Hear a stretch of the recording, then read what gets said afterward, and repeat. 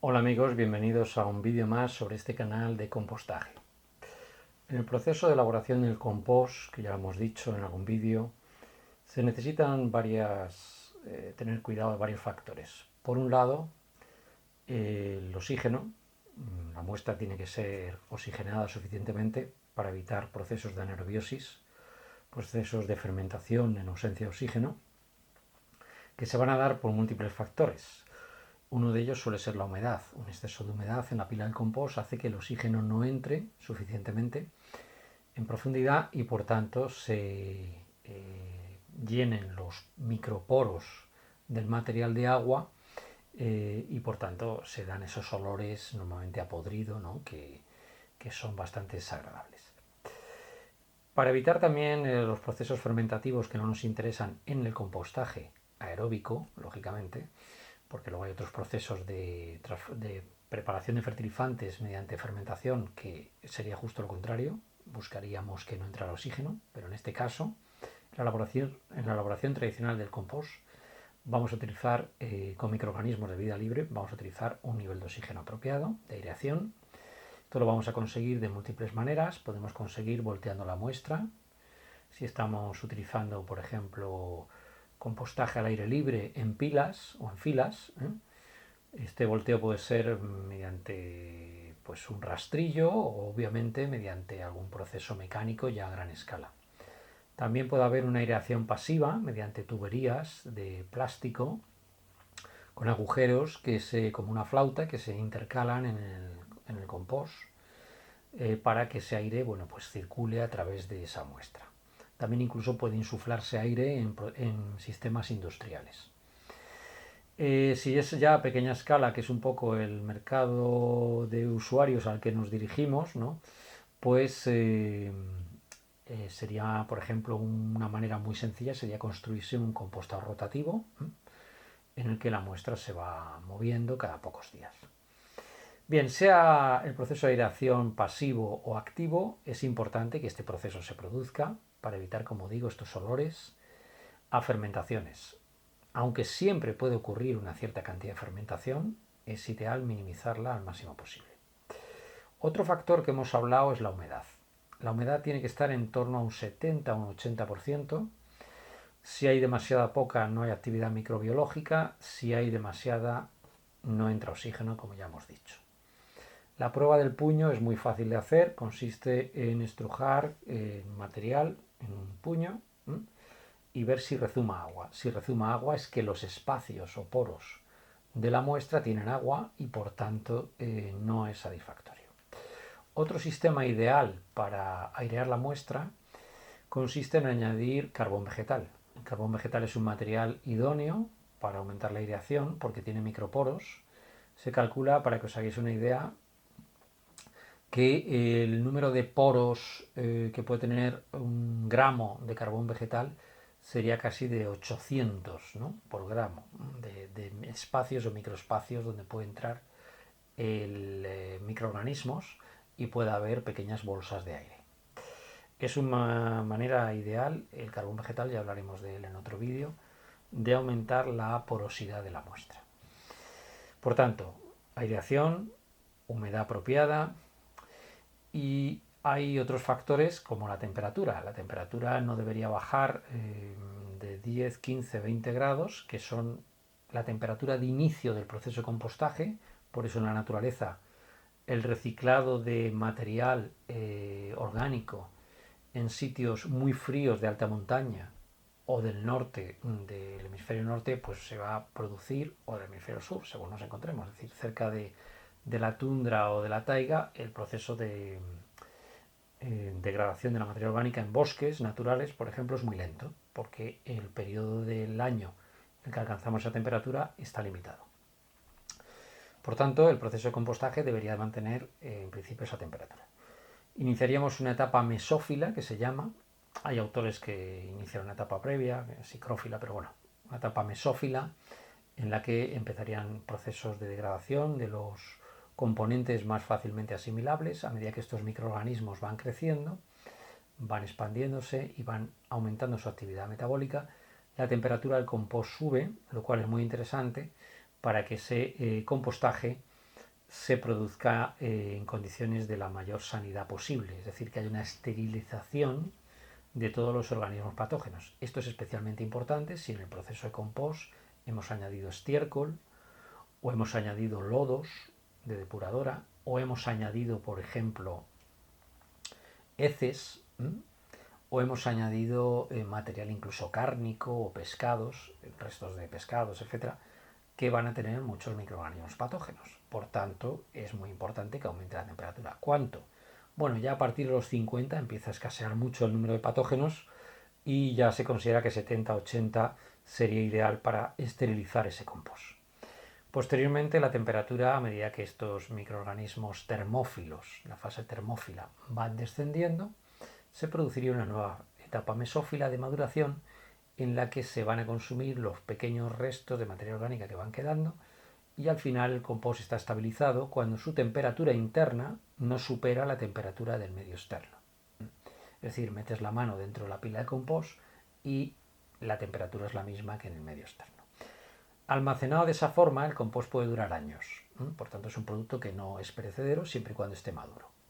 Bien, por tanto, oxígeno, humedad apropiada, temperatura apropiada, tiempo, todo esto son variables para hacer un buen compost. Pero hay una variable que le cuesta mucho trabajo a la gente entender y preparar correctamente, y que mucha gente pues te comenta, es que mi compost huele mal y fíjate que lo estoy aireando o lo estoy oxigenando, etcétera. Bueno, en ese caso el problema puede venir de una mala relación carbono-nitrógeno.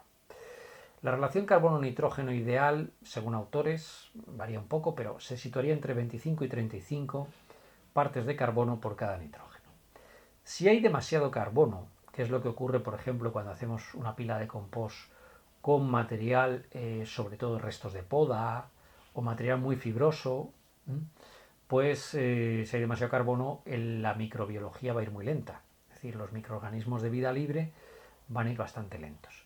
Si hay demasiado nitrógeno, va a perderse parte de ese nitrógeno en forma de amonio, lo cual en principio no sería un problema si ese compost lo hiciéramos solo con microorganismos de vida libre, pero si se lo vamos a dar a las lombrices, es decir, si vamos a hacer un precompostado previo para que la lombriz remate, por decirlo de alguna manera, el proceso, que esto suele ocurrir mucho cuando acumulamos muchos restos y nuestras lombrices no comen a la suficiente velocidad como para darles tanta comida, y no hay que sobrealimentarlas, las lombrices siempre tienen que tener suficiente alimento pero sin sobrealimentarlas, porque entonces generaríamos ese amonio que es un veneno para ellas, porque atraviesa con facilidad su epitelio, que es muy fino.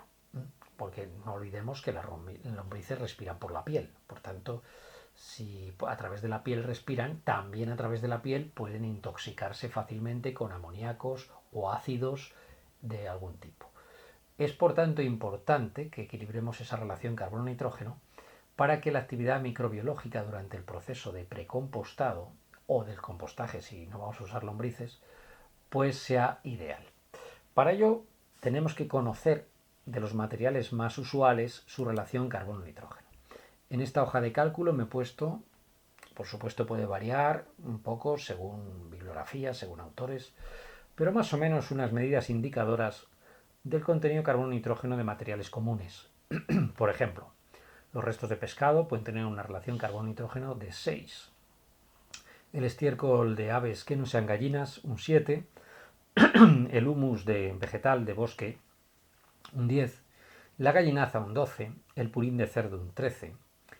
Las hortalizas, un 15. El césped fresco, un 17. Restos de alimento diverso, 17 también. Estiércol de caballo, un 20. Estaría bastante bien el estiércol de caballo para casi usarlo directamente, salvando con un poquito de fibra. La hierba fresca igual, un 20. Pozos de café, un 25, que es casi ideal. O sea, se pueden casi compostar directamente. De hecho, se le puede añadir a la lombriz pozos de café.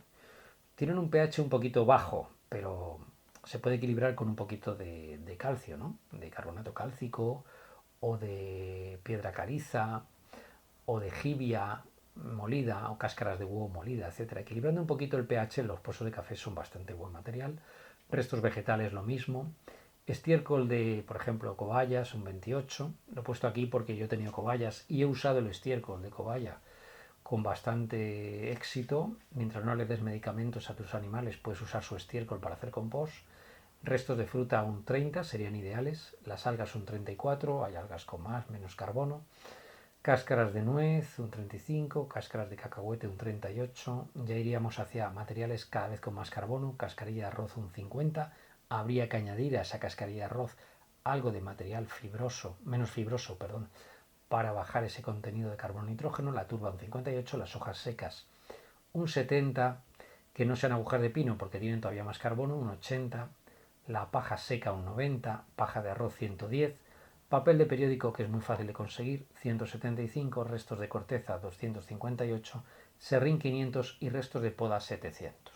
Bueno, si conocemos más o menos la relación carbono-nitrógeno de estos materiales, podemos en una simple hoja de cálculo poner, como veis aquí, material 1, material 2, y por ejemplo, si yo quisiera hacer un compost que tengo muchos pozos de café, pues le pondríamos aquí un 25, mi material más abundante, y a eso le quiero añadir restos de pescado, un 6. Entonces veo en qué columna se establecería una relación idónea, carbono-nitrógeno. Bueno, pues tendría que usar un 99% de restos de café y un 1% de restos de pescado. Pero podría usar más restos de pescado si yo al material 1, en vez de ser pozos de café, fueran hojas secas, por ejemplo. Si le pongo hojas secas, resulta que me iré aquí a un 40, perdón, esto se me ha movido, 5, esto era un 10%, a ver un momentito, sí, se me ha movido esto de aquí, vamos a poner un momentito, es que esto estaba en formato texto y lo he debido mover. Vale, entonces esto sería un 10%, esto sería un 20%, es que así lo vemos mejor, 30%, 40%, 50%, 60%, 70%, 80% y 90%. Es decir, que si estamos utilizando hojas secas y restos de pescado, por ejemplo, tendríamos que irnos pues cerca de 30, 20, 25, 30, pues tendríamos que usar un 30% de hojas secas y el resto podrían ser restos de pescado. Y si fuera al revés, pues la inversa. Que tenemos, por ejemplo, restos de poda, que tiene un 700, nada menos. Pues fijaros, podríamos usar un 2, entre un 1 y un 5, un 2% de restos de poda mezclado con residuos de café. Habría que desmenuzar bien esos restos de poda. Por tanto, los restos de poda serían ideales para bajar el exceso de nitrógeno que tiene el pescado. Podemos utilizar, por ejemplo, papel de periódico, sería un 175 con esos restos de pescado, pues tendríamos un 10% de papel de periódico, sería suficiente. El resto de pescado normalmente no vamos a utilizar tantos, pero lo que es muy común, por ejemplo, son restos de frutas y verduras. Entonces, si papel de periódico y restos de frutas son nuestros materiales, pues bastaría un 1% de papel de periódico para que las frutas y verduras se equilibraran. Por tanto, si tú lo que tienes son residuos hortícolas, frutas, verduras, vegetales en general, pues vas a tener que usar un 1% de restos de papel para equilibrar ese carbono-nitrógeno. Por tanto, insisto, para tener un buen compost o un precompostado para lombriz, vamos a tener que tener humedad suficiente, prueba del puño, oxigenación, una temperatura partida a unos 20 grados, tiempo.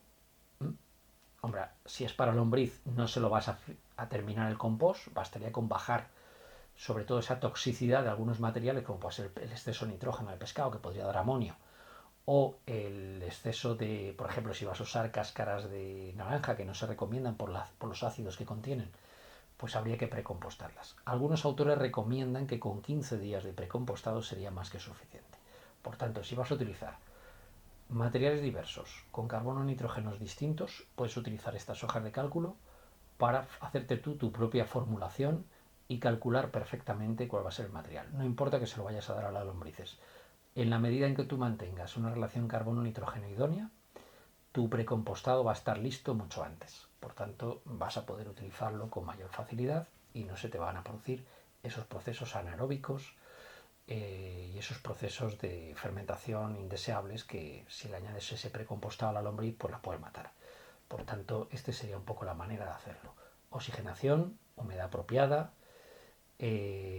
una temperatura de partida suficiente, tiempo, al menos 15 días si lo vas a usar de precompostado, y 1 mes y medio, 2 meses, 3, dependiendo también de las condiciones de partida, si lo vas a utilizar directamente en el suelo, y equilibrar esa relación carbono-nitrógeno no es tan complicado. Bueno, nada más.